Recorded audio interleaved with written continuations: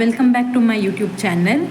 ಇವತ್ತು ನಾನು Navodaya entrance exam ಯಾವುದು ನವೋದಯ ಎಂಟ್ರೆನ್ಸ್ ಎಕ್ಸಾಮಲ್ಲಿ ಬರುವಂತಹ ಇನ್ನೊಂದು ಟೈಪ್ ಕ್ವಶನ್ಸನ್ನು ಸಾಲ್ವ್ ಮಾಡ್ತಾ ಇದ್ದೇನೆ. Navodaya 6th entrance exam. So exams January 18th exams announced ಆಗಿದೆ, ಹಾಲ್ ಟಿಕೆಟ್ ರಿಲೀಸ್ಡ್ ಆಗಿದೆ. ಸೊ ಯಾರು ಹಾಲ್ ಟಿಕೆಟ್ ಡೌನ್ಲೋಡ್ ಮಾಡ್ಕೊಳ್ಳಿಲ್ಲ ಆದಷ್ಟು ಬೇಗ ಡೌನ್ಲೋಡ್ ಮಾಡ್ಕೊಳ್ಳಿ. ಸೊ ಇದು ಕ್ವಶನ್ಸ್ ಏನು ಆ್ಯಕ್ಚುಲಿ ನವೋದಯ 6th ಎಂಟ್ರೆನ್ಸ್ ಎಕ್ಸಾಮ್ಗೆ ಬರುವಂತಹ ಕ್ವಶನ್ಸ್ ಆ್ಯಡ್ ಅಂತ ಕೇಳ್ತಾರೆ. ತುಂಬ ಈಸಿ ಇಂಥ ಕ್ವಶನ್ಸ್ ಎಲ್ಲ ಆರಾಮ್ಸೆ ನೀವು ಮಾರ್ಕ್ಸನ್ನು ತೆಗಿಬೋದು, ಈಸಿಲಿ ಮಾರ್ಕ್ಸನ್ನು ತೆಗಿಬೋದು. ಸೊ ಕೆಲವರಿಗೆ ಕನ್ಫ್ಯೂಷನ್ ಏನು ಅಂತೇಳಿ ಎಲ್ಲಿ ಬರಿಬೇಕು ಅಂತ ಗೊತ್ತಿರೋದಿಲ್ಲ. ಸೊ ಬರೆಯುವಂತಹ ಮೆಥಡ್ ಹೇಳ್ತೇನೆ. ಸ್ಟಾರ್ಟಿಂಗ್ ನಾನು 0.7 ಬರೀತೇನೆ, ನಾರ್ಮಲ್ ಬರೀ 0.7. ನೆಕ್ಸ್ಟ್ ಚೆಕ್ ಮಾಡಿ, ಪಾಯಿಂಟಿಗಿಂತ ಈಚೆ 7 ಇದೆ, ಕರೆಕ್ಟಾ? ಇದು ಏನು ಹೇಳ್ತೀವಿ ರೈಟ್ ಹ್ಯಾಂಡ್ ಸೈಡ್, ಇದು ಲೆಫ್ಟ್ ಹ್ಯಾಂಡ್ ಸೈಡ್, ಕರೆಕ್ಟಾ? ಸೊ ಲೆಫ್ಟ್ ಹ್ಯಾಂಡ್ ಸೈಡಲ್ಲಿ ಏನಿದೆ 7 ಇದೆ, ನೆಕ್ಸ್ಟ್ ಏನಿದೆ ಪಾಯಿಂಟ್, ನೆಕ್ಸ್ಟ್ 8. ಸೊ ಇವಾಗ ಇಲ್ಲಿ ಪಾಯಿಂಟ್ ಇದೆಲ್ಲ, ಪಾಯಿಂಟ್ ಕೆಳಗಡೆನೇ ಬರ್ಕೊಳ್ಳಿ. ಪಾಯಿಂಟಿಗಿಂತ ಈಚೆ ಏನಿದೆ 0, ಸೊ ಇಲ್ಲಿ ಬರೀರಿ. ಪಾಯಿಂಟಿಗಿಂತ ನೆಕ್ಸ್ಟ್ ಏನಿದೆ 0.8, ಸೊ ಅದನ್ನ ಬರ್ಕೊಳ್ಳಿ.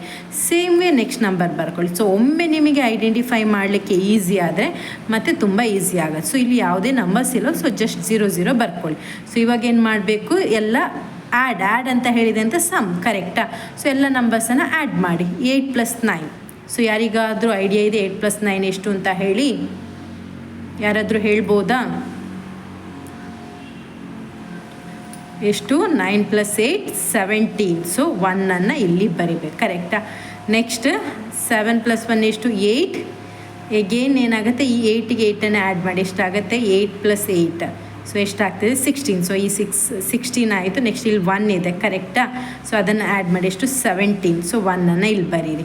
7 + 1 ಎಷ್ಟು? 8. ಸೊ ಈ ಪಾಯಿಂಟ್ಸನ್ನು ಹಾಗೆಯೇ ಬರ್ಕೊಳ್ಳಿ. ಸೊ ಆನ್ಸರ್ ಎಷ್ಟು? 8.77. Actually within a fractions of second ನೀವು ಈ ಕ್ವಶನ್ಸನ್ನು ಸಾಲ್ವ್ ಮಾಡೋದು. ಬಟ್ ಏನಂತ ಹೇಳಿದರೆ ನವೋದಯದಲ್ಲಿ ನಿಮಗೆ ಮೆಂಟಲ್ ಎಬಿಲಿಟಿ ಇದೆ. ಆ್ಯಕ್ಚುಲಿ ಈಸಿಲಿ 50 ಮಾರ್ಕ್ಸನ್ನು ಸ್ಕೋರ್ ಮಾಡಲಿಕ್ಕಾಗುತ್ತೆ ಮೆಂಟಲ್ ಎಬಿಲಿಟಿಯಲ್ಲಿ. ಮತ್ತೆ ಬರೋದು ಪ್ಯಾಸೇಜ್. ಸೊ ಎಷ್ಟಾಗುತ್ತೆ? 25. ಸೊ ಎಷ್ಟಾಯ್ತಲ್ಲಿ? 75.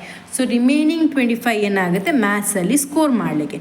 ಸೊ ಯಾರಿಗೆ ನವೋದಯ ಸೆಲೆಕ್ಷನ್ಸ್ ಬೇಕು ಈಸಿಲಿ ಅಂತ ಹೇಳಿದರೆ ಮೆಂಟಲ್ ಎಬಿಲಿಟಿ ಈಸಿಯಾಗಿ ಕಾನ್ಸಂಟ್ರೇಟ್ ಮಾಡಿ, ಪ್ಯಾಸೇಜನ್ನು ಕಾನ್ಸಂಟ್ರೇಟ್ ಮಾಡಿ, ಮತ್ತು ಮ್ಯಾಥ್ಸಲ್ಲಿ ಸ್ಕೋರ್ ಮಾಡಬೇಕು ನೀವು.